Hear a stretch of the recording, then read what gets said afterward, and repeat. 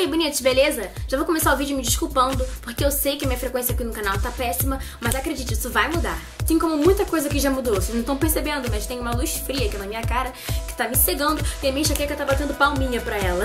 Além disso, agora eu tô filmando com uma câmera melhor também, mas isso não significa nada se eu não aprender a salvar esse negócio aqui num formato decente, mas um dia eu chego lá, um dia eu chego lá. Ah, e finalmente dei um nome digno pra esse canal. Ha! Tá aí, inglês compartilhado, espalha pras amigas. Mas então, pessoas, hoje eu vou falar sobre inglês americano e sobre inglês britânico. Foi!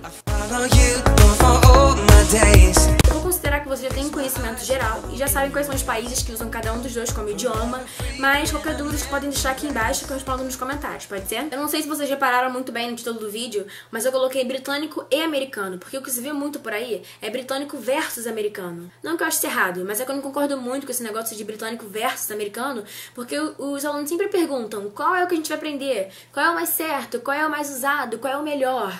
Só que não é bem por aí. É claro e é lógico que as diferenças existem. Elas são importantes? Claro que são. Só que elas não são cruciais. E no final das contas é tudo inglês. Provavelmente você vai aprender um pouco dos dois. Ainda mais se já passou por várias escolas de idiomas, já estudou sozinho, já fez aula particular. Mas o que realmente importa, galera, é a aplicação deles. Você tem que saber o contexto que você vai usar cada um dos dois. E vale lembrar que não somente existe o britânico e o americano. Existem outros países do mundo que também falam inglês, cada um com seu accent particular. Existe um jornalista britânico chamado Matthew Angel, que fez uma matéria super maneira sobre International English. Eu vou inclusive deixar o link aqui embaixo, caso vocês queiram entrar para saber mais sobre essa história. Então, essa matéria ela fala sobre o inglês global, que é o inglês falado pelo mundo todo, que não se prende a uma nacionalidade ou outra especificamente. E o Matthew até questiona o fato desse inglês global ter característica super americana, enquanto não tem a característica britânica na mesma proporção.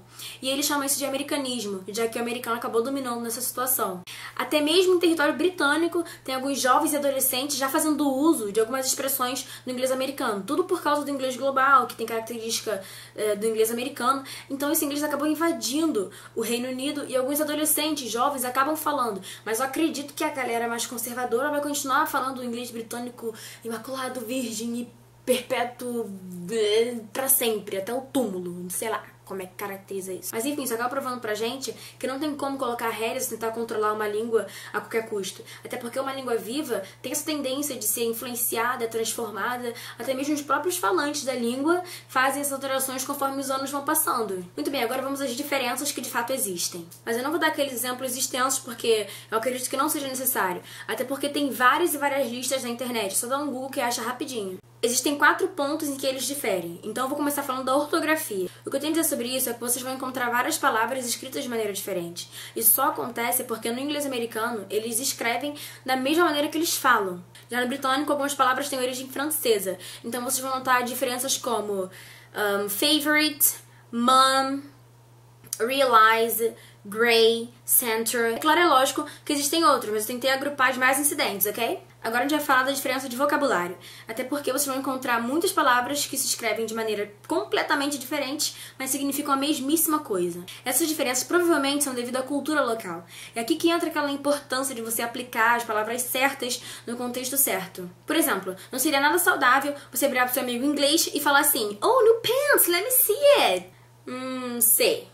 Acontece que pants no inglês americano significa calça. Já no britânico, aquele negócio furado que os amigos colocam debaixo da calça. Vulgo cueca. Pois é, então seria melhor você usar a palavra trousers com seu amigo inglês, tá? Pelo seu bem, é a sua integridade física que tá em jogo aí. Emocional talvez, não sei. Não sei. Porém, você também pode usar trousers no americano, ok? No problems. Existem outras palavras, claro, mas a maioria é mais tranquila, então você não corre risco de se ver sempre em situações delicadas. Alguns exemplos também como lawyer and barrister, flashlight and torch, and subway and underground. Gente, se você estiver em território americano e usar uma palavra do inglês britânico, você vai ser compreendido. Até porque os americanos eles são mais tranquilos quanto a isso. A mesma coisa acontece com a diferença de pronúncia. Então eu separei as 3 mais evidentes para falar com vocês. Eu já ouvi algumas pessoas falando que o inglês britânico ele é mais forte.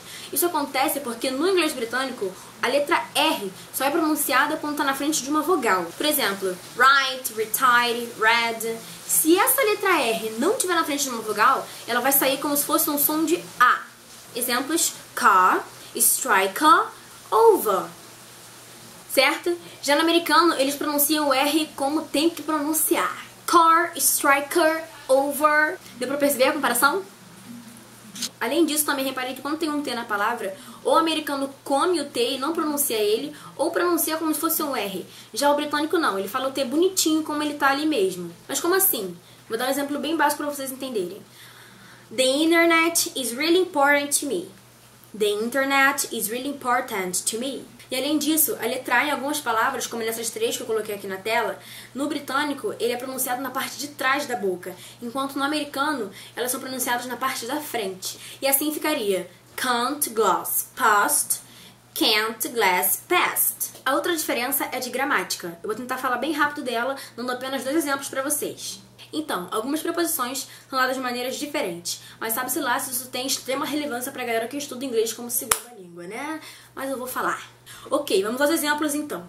Os nossos amigos americanos que fizeram questão de debochar da nossa cara na semana passada diriam: Hey dude, let's go out on the weekend. On Saturday I'm free at 20 after 4. I'm sorry guy, but I'm under the weather, so I'm gonna stay home. Enquanto os nossos amigos ingleses que têm mais o que fazer, ao invés de ficar zoando com a nossa cara, diriam: Hey dude, let's go out at the weekend. On Saturday I'm free at 20 past 4. I'm sorry guy, but I'm under the weather, so I'm going to stay at home. O segundo exemplo é sobre have and have got. Eles expressam posse. Então, se você quiser dizer que tem algo, que possui algo, você pode fazer uso deles. No britânico, os dois são aceitos. Já no americano, só pode fazer uso do have, o que acaba soando meio estranho, porque normalmente é no americano que pode tudo, né? Observem. Have you got a car? Yes, I have got a car. Do you have a car? No, I don't have a car. Foi? Acho que ficou claro, né? Com certeza existem outras diferenças gramaticais, então seria bom se vocês pesquisassem, estudassem um pouco mais sobre isso, se for o caso, mas qualquer dúvida também é só deixar aqui embaixo que eu respondo com certeza, no problems. Galera, então, essas são as diferenças que existem e por enquanto é só isso que eu tenho a dizer. Se vocês tiverem alguma dúvida, pergunta ou curiosidade, já sabem que podem deixar aqui embaixo. Se quiserem mandar ideias de vídeos, também podem deixar aqui embaixo, porque a falta de ideias também é um dos motivos da falta de frequência aqui no canal. E vocês também conseguem me encontrar nessas redes sociais aqui. Por favor, se inscrevam, curtam e não esqueçam de compartilhar com os amigos. See you later!